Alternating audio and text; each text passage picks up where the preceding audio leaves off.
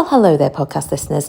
Now, just a little heads up before you dive in. This episode has been brought to you by multiple technical difficulties. Now, the sound might be a little iffy in places, but the laughs and the love is still there. So we decided to plough on, get it out, and we will be back next week, clearer, with less muffles. There might still be some muffs, but less muffles. Enjoy!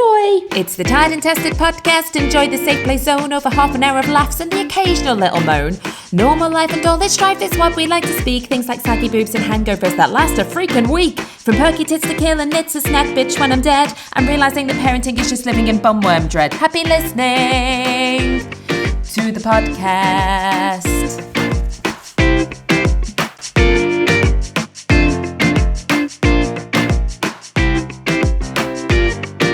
So welcome to episode 3 of the Tried and Tested podcast with me, Sophie McCartney, and Lizzie with the Fringe. Hi, Lizzie with the Fringe. Hello. Can I just say, spectacular fringe today. Thanks. Thanks. Teamed it with a lovely mum bun situation that we've got going on.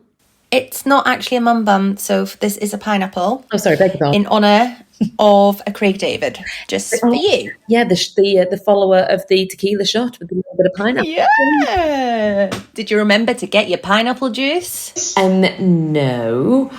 So I panicked coming into this. I've been a little bit behind on myself today, and I brought in with me some tequila and this, which I'm going to show you, which is a cube of melon. Oh, God, do you know what? I wasn't meant to be drinking tonight. You do this to me every week. Do you know what I've got? I've got a lovely pint glass of water in a pint glass that we have stolen at some point from a pub. Beavertown is what it's called as well. I love drinking from Beavertown.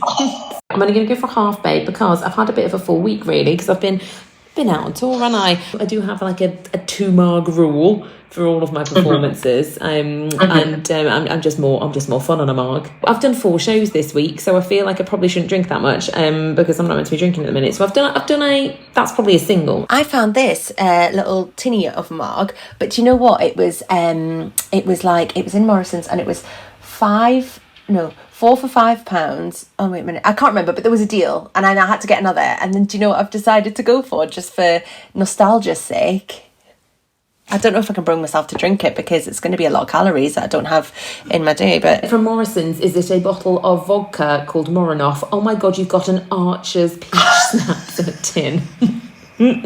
How is it over there in 1998? Is it nice? I don't know, but they want their Archers back. Yeah. So do you know what? I thought I would bring this on. Just to see if it sort of inspires any particular sticky carpet memories from my youth. Oh, well, go on then. Yeah, right. You do your Archers. I'll do that. Reminisce about being fingered round the back of a bike shed. I will do my half shot of tequila and honeydew. Okay. Okay, here we go. I'll just have a swig of my Archers. Okay. Yeah, ready? Right. Yeah. 1, 2, 3. Cheers. Oh my goodness, it takes me right back to Wetherspoons. Sorry. Oh, how's the melon? I forgot about you.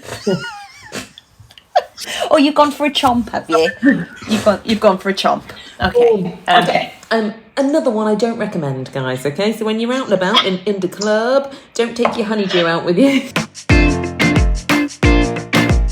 How's your week been? Actually, although I say that, I've seen you a lot this week. This is the most I think I've ever seen you. I saw you. We were in London together. We went to the big city, the Big Smoke, didn't we? Went to the Big Smoke together. And then we went to Leeds, slightly less of a Big Smoke, but a lot more big fuck-off hills. Then where did we go after Leeds? Oh, we went to Scotland.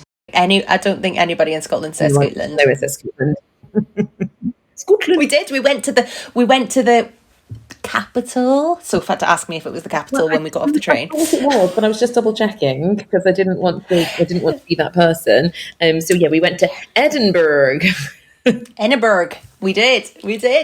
Lots of tourists. I was surprised at how many tourists there was, and also I was surprised by how many shops there were selling tartan scarves. And just every other shop that you walk past sold the same fucking scarf. I was like, oh my God, it must be a dog-eat-dog world out here.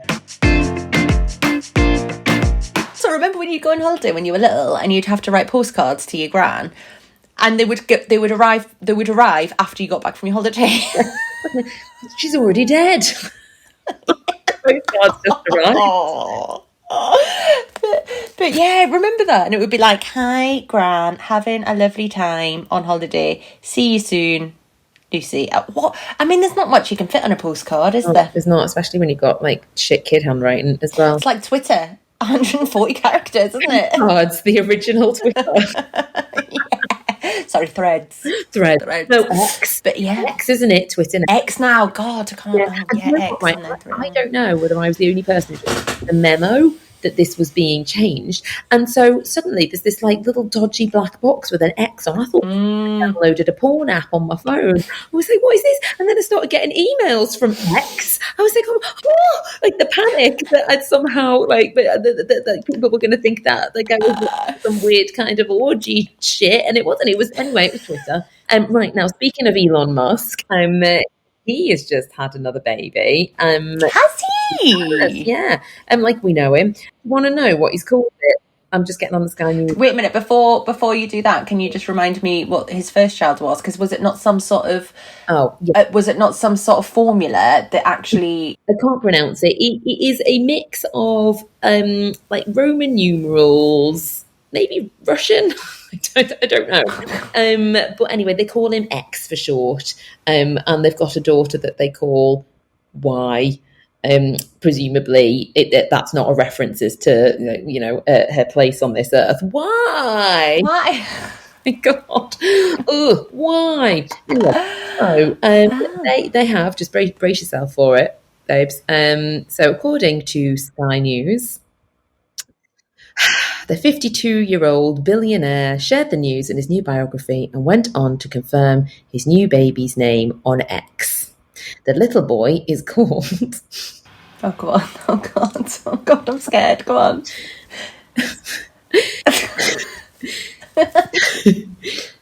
Techno Mechanicus. Oh, my God, that sounds like something from Gecko's Garage. Or the new Transformers movie, either way. Oh my goodness. Mechanicus? I think that. It also sounds like a Scottish. There's got a bit of a Scottish twist. Mechanicus. He's been in Edinburgh and he's got himself a hat and scarf and he's gone, I'm feeling this. Yeah, but remind me who his wife is or girlfriend. Grimes. Grimes, that's right. That's right. Because I'm not down with the kids. She's apparently, for everybody else who's struggling with this, according to Sky News, she's a Canadian singer called Grimes. Yes. So they have Techno Mechanicus. But you know what, right? Because actually it's quite hard to name a baby, isn't it? And I bet nobody else in their NCT group went with the same name. So, they've got that individual name. And I found naming my boys harder than naming Evelyn. And I don't know what it is about boys' names. So hard. It's just so difficult. Like Jack doesn't have a middle name because Steve and I couldn't decide on another name that we liked enough to give him as a middle name. So my dad is called John. Steve's dad is called John. Steve's granddad is called John. So we kind of there is a theme, and you don't really get many baby boys called John nowadays, do you? Do you know what I mean? Like there are certain names that have just died a death. Like even Steve, like you don't get many babies called Steve. Imagine, this is little baby Steve. Like they don't get it that much, do you? Like and there's all Neil, Ian, Gary. Yeah, Gary's gone. Oh God, actually, Gary's extinct as a name now. No, it's not. Is it? I think that there's been a Gary that's been born in the past 5 years or something. They've just it's all Techno Mechanicus now, isn't it? There's poor Garys. Yeah. They've been wiped off the face of the planet by a transformer. But names, I think that they might come back because if you think about it, names like Agnes and like those like proper, all those like granny names are coming back. Like Albie, I've got Albie as a nephew. Do we class Gary and Dave. Like, you don't get many baby Dave, do you now? Like, Dave was a name of the time, wasn't it? Strong. If you were born in the 70s, 80s, solid Dave. David. It was the era of Dave. Yeah, for sure. Not for sure. I know, it's funny, isn't it? Because so Jez, his real name is Jeremy, and his mum, my mother-in-law, is very proud of Jeremy. She always knew she wanted Jeremy, and I'm like, I mean, I'm sure that was lovely in 1978, but I just can't ever imagine being like, do you know what, Jeremy? Jez is very cool as well, isn't he? So, like, I mean, not saying that Jeremy's not a cool name. There's Jeremy Clarkson. You know, I'm not saying, I'm not.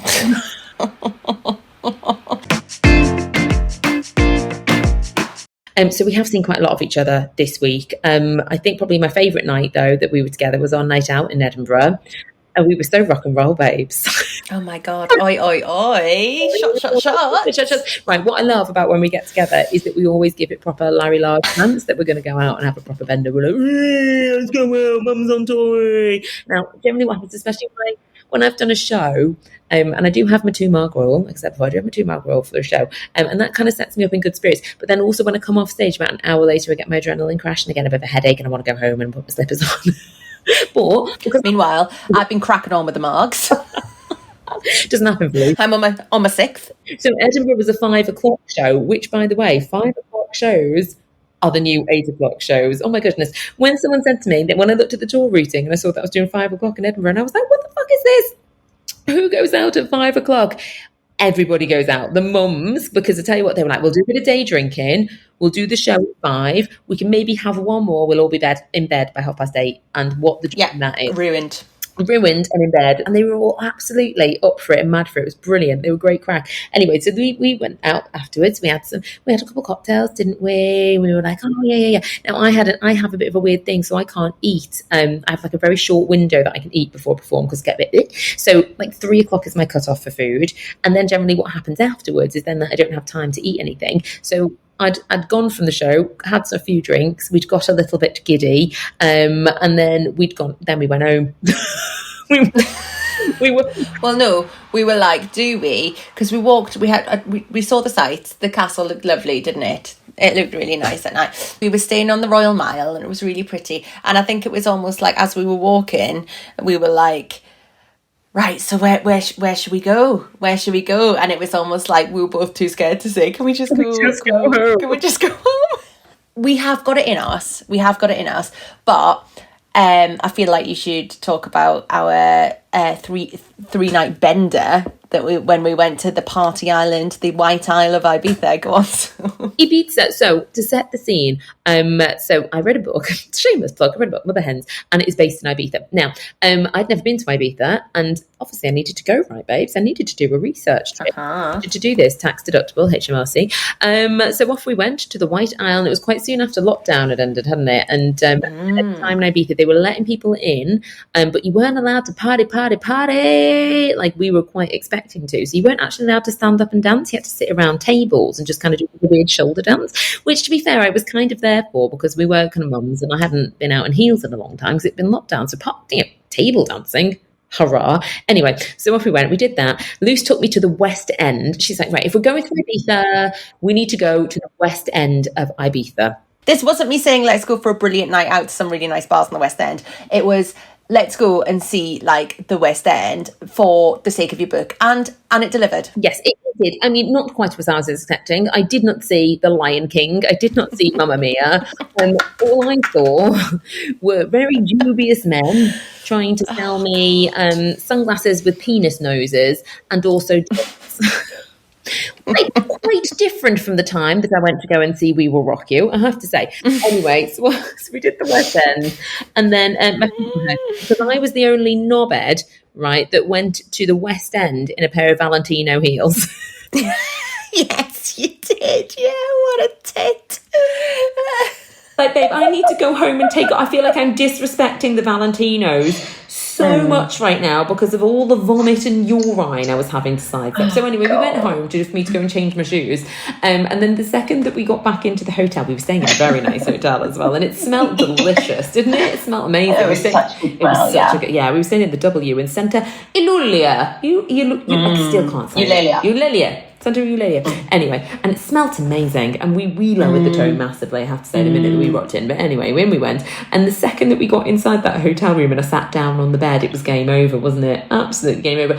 I'd spied my bag of ham-on ruffles in the corner. I knew that we were in for a wild porky night together.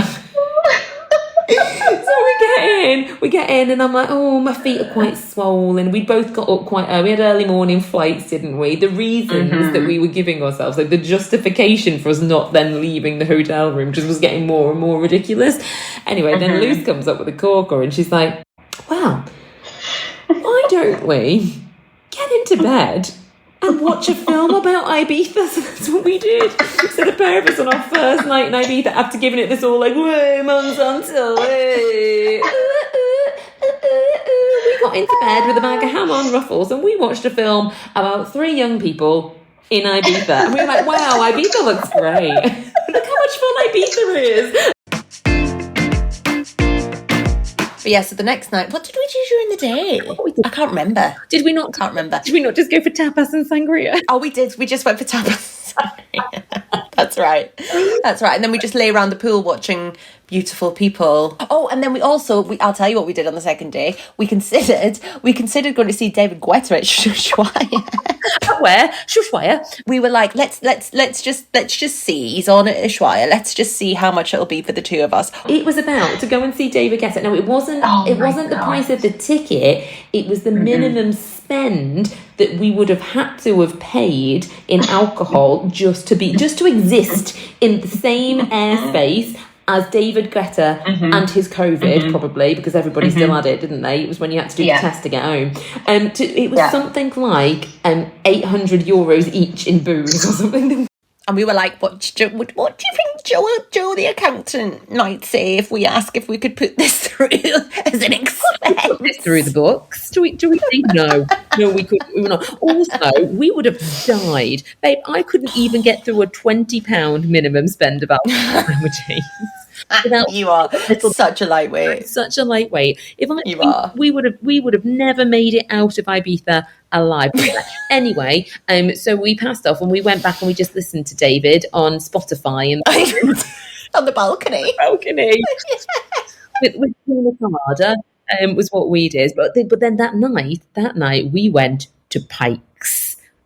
Now, I hadn't heard of Pikes before we actually went to Ibiza, but it is an Ibiza institution and it is where they filmed Wham's Club Tropicana. Think of them in the swimming pool, picture the scenes. That is Pikes. But back in the day, it was known as this really kind of hedonistic getaway. It was very rock and roll. It was notorious, absolutely notorious, for ordering a drink and getting a side of cocaine. That was it.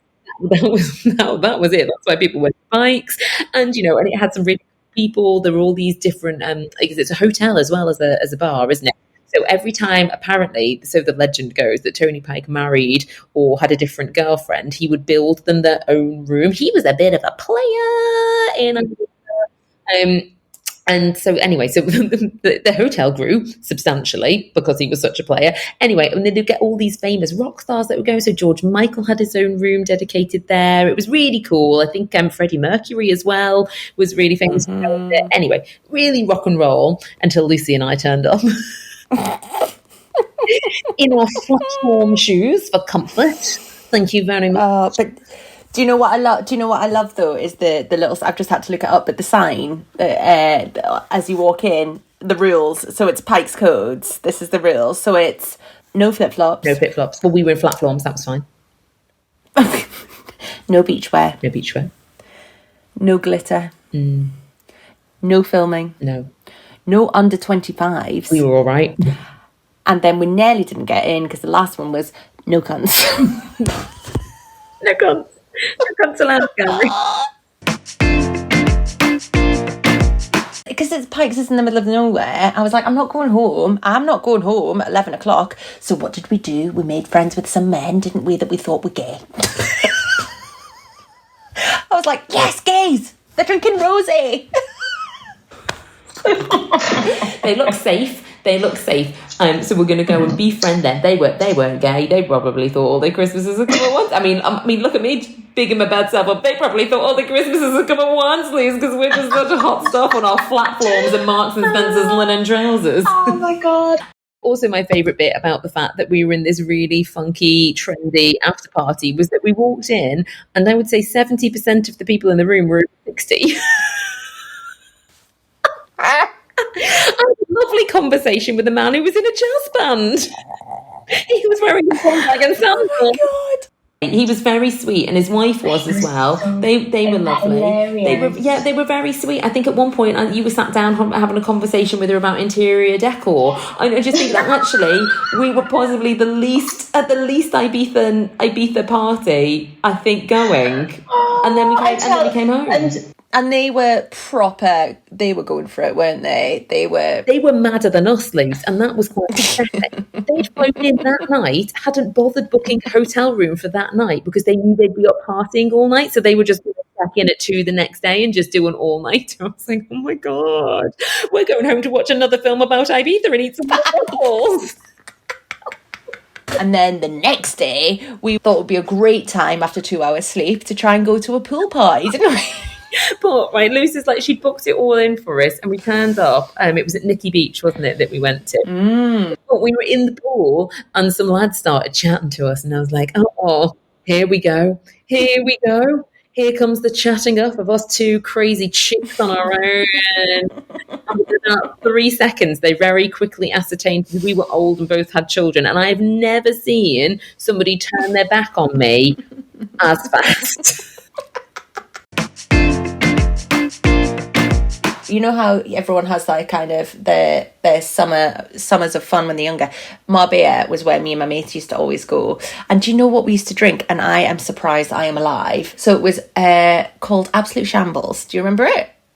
Do you remember it? No, did you never have it? So it was vodka, Red Bull, topped up with Cava or Prosecco. It was Cava back then. It was before Prosecco. Topped up with Cava. So we used to literally, that's all we drank. And I remember one year, it must have got to day 5, and me and my friend Avril were lying, sunbathing, and we were like crying, palpitations, like full on anxiety attacks. We're like, what is wrong with us? And it's because we realised we'd just been drinking pints of Absolute Shambles for 5 days straight. Can you imagine? I've never been able to drink Red Bull since I had the fear so bad, and that caffeine come down. Some of the things that I drank on my holidays after A-levels, I went to Valaraki. Oh, yes, I did. Of course you did. Of course I did. And one of my friends, I won't name her, but she drank a gigantic fish bowl. Do you remember it was a Blue Lagoon? It was specific, and I remember vividly it was a Blue Lagoon because it came back up again about 10 minutes later. Bright blue. So not only then had she vomited Blue Lagoon everywhere, she then slipped in it and fell over. Oh my God. Landed in the Blue Lagoon. Stop. She was wearing some white, wasn't she? Yeah, white. Of course she was, because it was back in the day. She had like a white little linen knee-length skirt on and a little handkerchief matching top, and she was lying in her Blue Lagoon vomit. And the reason that I can recall this so vividly, that I was such a good friend, I took a picture of it.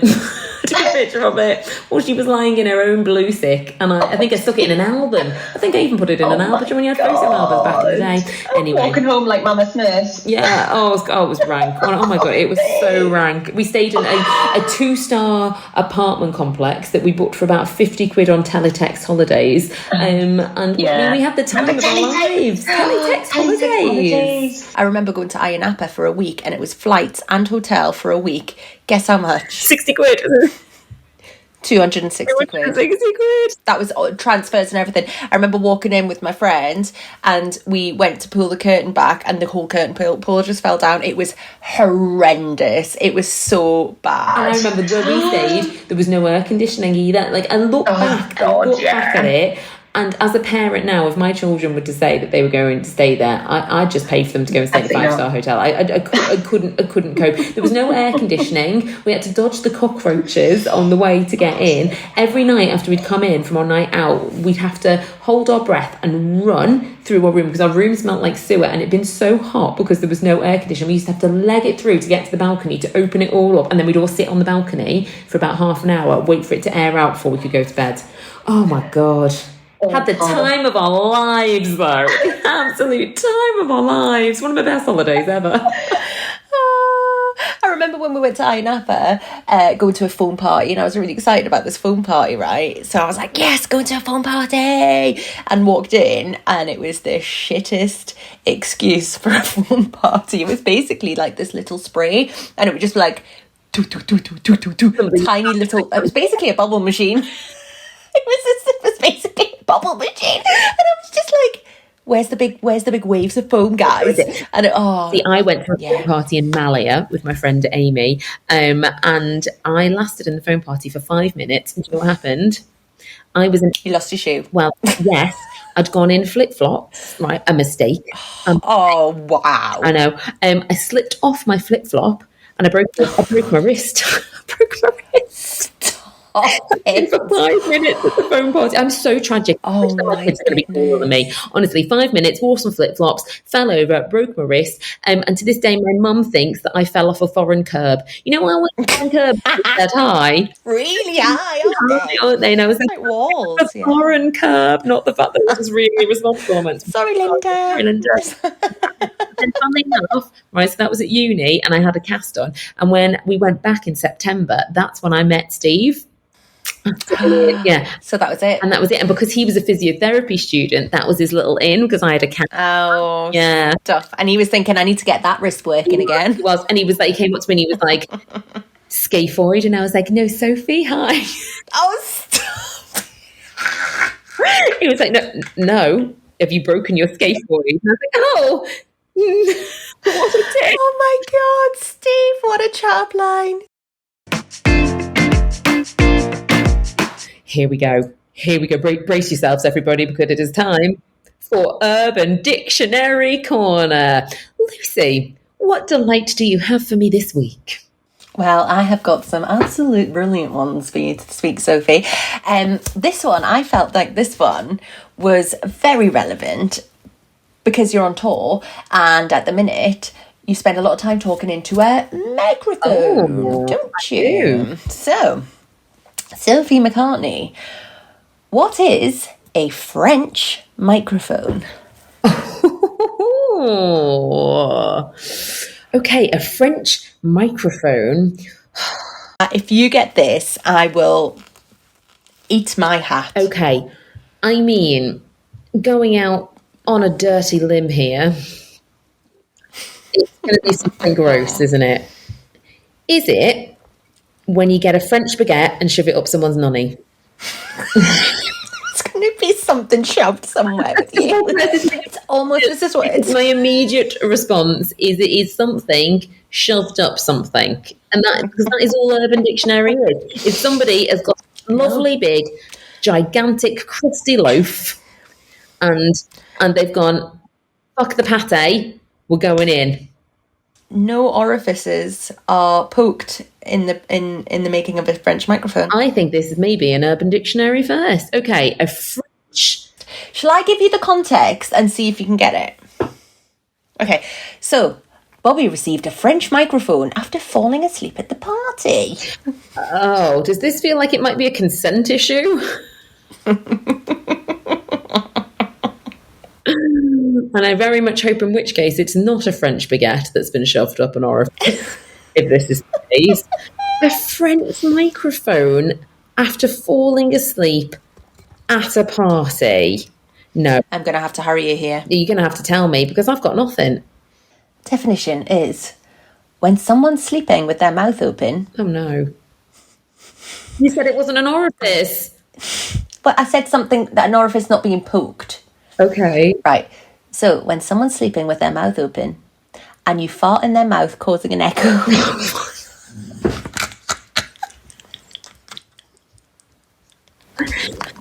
Oh, I mean, I didn't think that we could top a Hot Richard.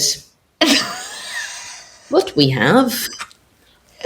But we have. Can I just also say, just imagine waking up. Oh my God. What's Dave doing? Why is Dave crouching down? What's Dave doing? What are you doing?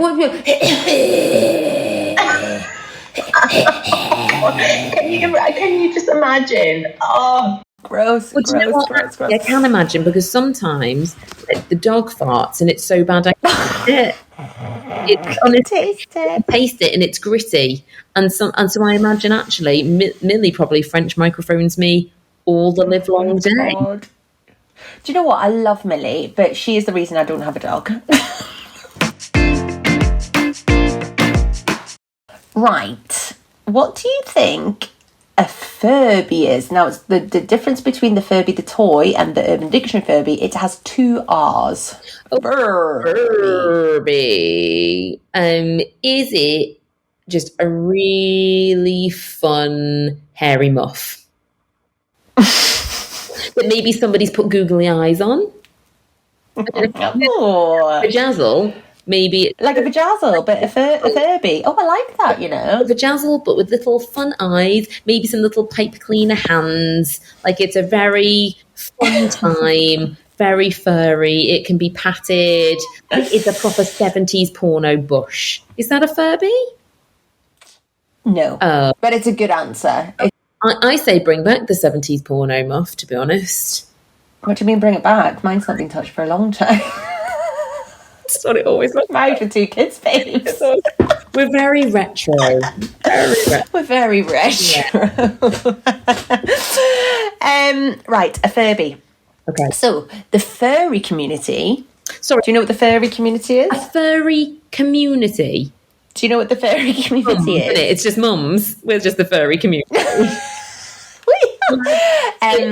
So, the furry community are adults who like to dress up as animals and enjoy themselves. What?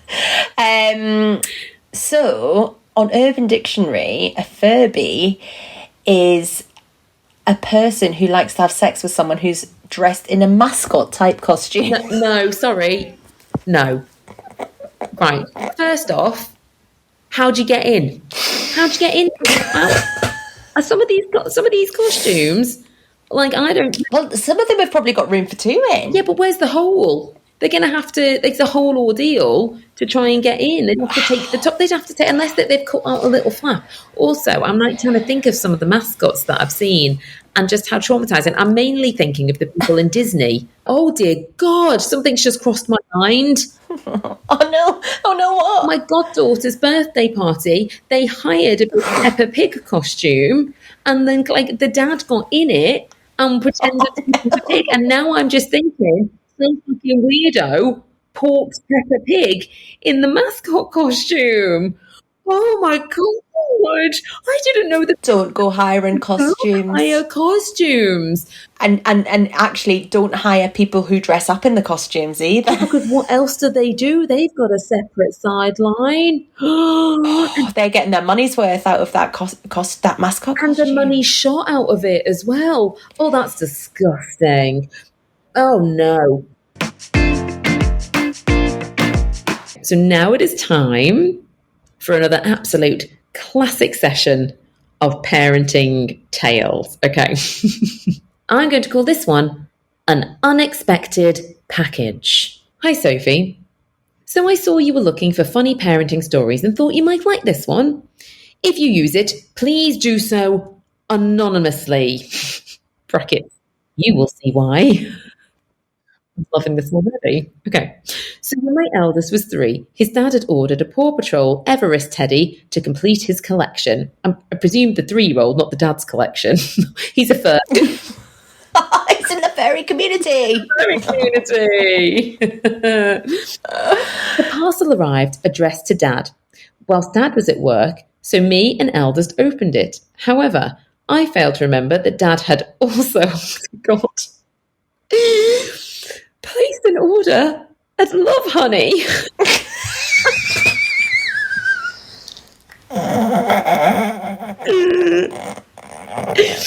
So me and my 3-year-old sat down to excitedly open a gold butt plug. God. Oh, you couldn't have even got away with the rabbit. You couldn't have even got away with being something related. You just opened a giant gold-plated doorknob. Oh, well, you know, there was going to definitely be a problem in Adventure Bay that day, wasn't there?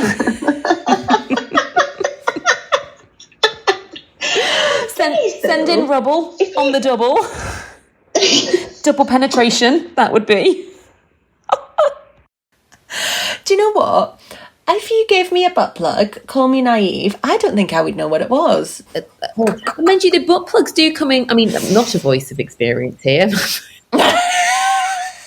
What do they come in? I believe that butt plugs come in various different shapes and sizes, don't they? So, you know, you could have probably passed that off as something, maybe some kind of... Oh, I know what it could be. You know, like, I for some reason, I think butt plugs look like the things that you put in top of a bottle of wine to keep it fresh, you know, like a bottle stopper thing. But you must have the tiniest bum hole in all the land. Oh, are they quite big? I don't know. Well, you know. Not much, is it? If you're going to put in a tiny little thing that sits on the top, it's like the circumference of a... How big is your bum hole? I mean, to be fair, I've never checked. Check how big your bum hole is. A mirror? Well, get yourself on Love Honey and you order a small, medium, large. Now, this sounds like the voice of experience, I'm just saying. I don't know, now you've got me questioning the size of my bum. So that's it for another episode of the Tad and Tess podcast with me, Sophie McCartney. And of course, Lucy with the Fringe. Thanks, Lucy with the Fringe. Thanks, mate. Always a pleasure. Always a pleasure. Great bounce. And of course, if you do have a parenting tale or fail that you would like to send in to us, we are all ears because we like to hear how shit you've been as a parent this week, last week, or maybe even 10 years ago. Maybe you were a grandparent and you have a fail from yonder ago. Send it in to us. Luce, what's the address?